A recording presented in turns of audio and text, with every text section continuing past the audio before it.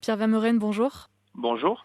Le second tour des élections locales s'est tenu ce dimanche. Des élections à nouveau boycottées par l'opposition et qui n'ont, comme attendu, pas suscité d'engouement parmi la population.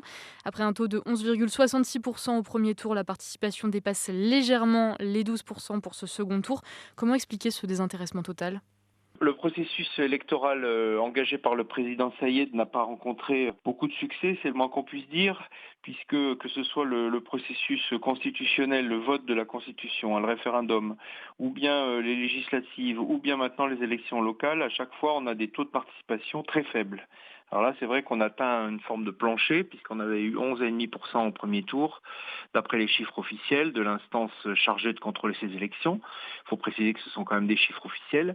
Et 12% au deuxième, donc moins d'un électeur sur 8, d'après les témoins des électeurs âgés qui ont voté un peu, voilà, parce qu'il faut voter, mais si vous voulez, ça n'a pas du tout entraîné l'assentiment ou le soutien de ce qui est présenté comme la principale clientèle du président, c'est-à-dire la jeunesse populaire qui serait son soutien, mais qui manifestement n'est pas du tout intéressée par ces élections locales. Les problèmes des Tunisiens sont très très importants du point de vue de l'économie, de l'emploi, de la survie pour un certain nombre d'entre eux, se nourrir, trouver des produits à prix achetables en fonction de leurs revenus. Donc tout ça, je pense, les préoccupe bien davantage que de savoir qui va diriger leur quartier. Il y a aussi une grande désillusion d'une manière générale sur le personnel politique dans ce pays. On le rappelle, cette nouvelle élection visait à élire un Conseil national des régions et des districts, deuxième chambre d'un Parlement au pouvoir désormais très limité depuis la modification de la Constitution en 2021 par le président Kaïs Saïed. Quel sera le rôle de ce Conseil et quelle est la différence avec la première chambre, l'Assemblée des représentants du peuple, qui a pris ses fonctions au printemps dernier? L'Assemblée nationale, si on peut dire, elle est élue directement par la population, alors que là, on a un scrutin indirect qui passe par la base, c'est-à-dire d'une part par des élus locaux qui ont été désignés ce week-end, plus de 2000, et aussi par à peu près 10% d'électeurs qui sont des personnes, disons, handicapées, qui sont choisies, je ne sais pas très bien comment, mais qui vont participer à l'élection des conseillers qui finalement composeront cette deuxième chambre dans une proportion assez faible de 2 ou 3%, puisqu'il y a à peu près 75 conseillers dans cette deuxième chambre, et ils seront désignés dans un deuxième temps, c'est-à-dire dans quelques mois. Donc tout ça est prévu.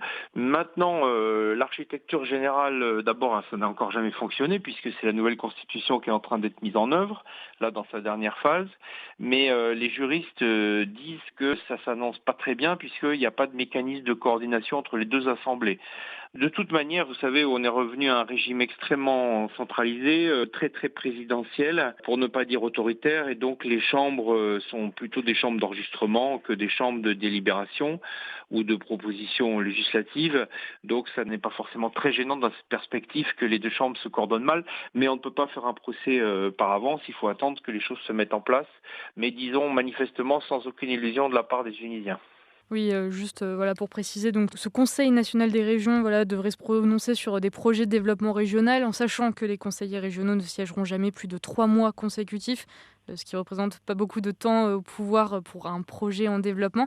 Vous parlez du manque de coordination. Effectivement, c'est quelque chose que, voilà, vous l'avez dit, plusieurs constitutionnalistes craignent. Comment est-ce que ce conflit pourrait se matérialiser entre ces 2 chambres? C'est difficile de faire de la politique fiction, encore une fois, parce qu'on n'a pas vraiment de précédent. Ce qu'on sait, c'est que la question régionale, locale, territoriale est très importante en Tunisie, parce que le développement est complètement déséquilibré en faveur des grandes villes et de la côte, et au détriment donc de l'intérieur et des régions qui comprennent des millions d'habitants. Ce sont ces régions de l'intérieur qui avaient causé la révolution de 2011 et qui ont été à l'origine de bien des déboires des présidents successifs. Les événements de 2011, je vais justement conduire à un rééquilibrage. Ce rééquilibrage par l'investissement ou par l'État n'a pas eu lieu.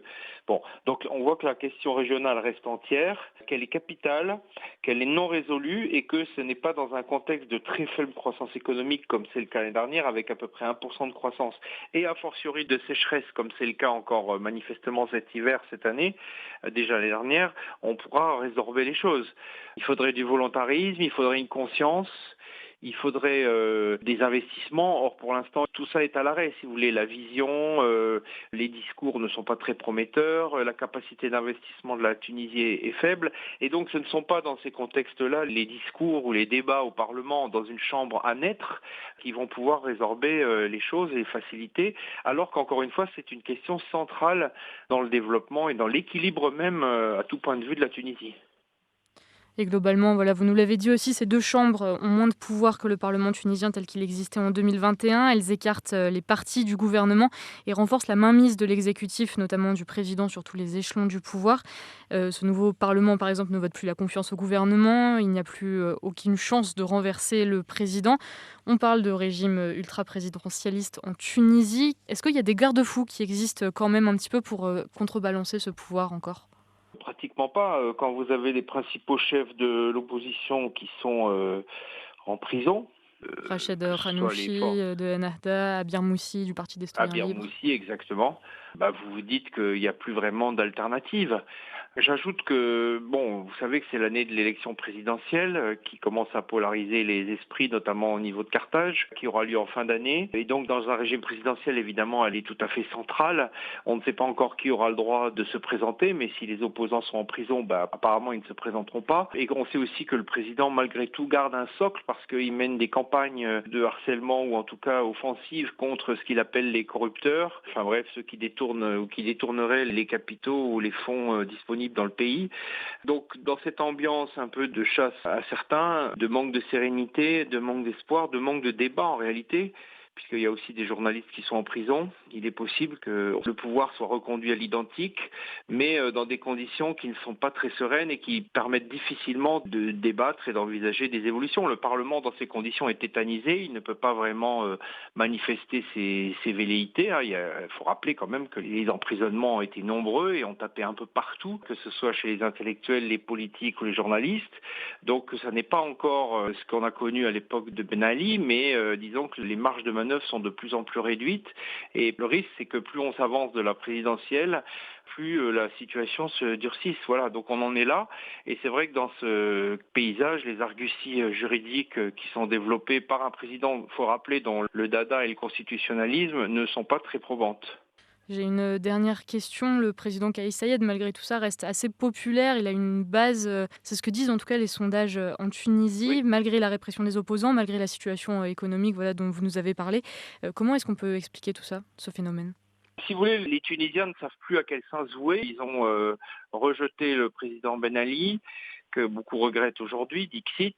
Ils ont amené les héritiers du bourguibisme au pouvoir, ils ont amené aussi les islamistes au pouvoir, ils ont amené l'ancienne classe politique au pouvoir, qui n'a pas franchement convaincu, c'est le moins qu'on puisse dire. Et lui s'est présenté comme un homme neuf, comme un homme hors du système, honnête, qui allait remettre les choses d'aplomb.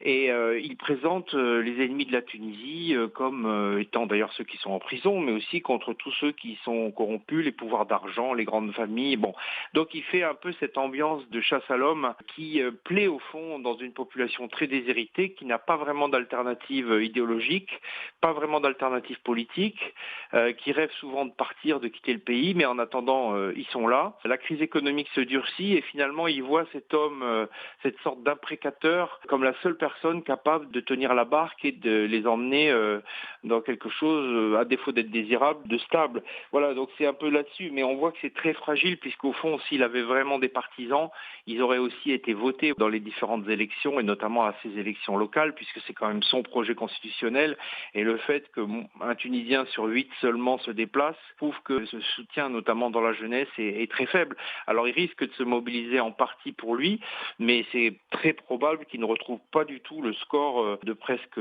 3 Tunisiens sur 4 qu'il avait eu lors de la présidentielle de 2019. Ok, on va continuer à suivre tout ça, notamment voilà, ces élections présidentielles qui arrivent cette année en Tunisie. Merci beaucoup Pierre Vermeuren, vous êtes, je rappelle, professeur d'histoire contemporaine à l'Université Paris 1, Panthéon-Sorbonne et spécialiste du Maghreb. Merci beaucoup.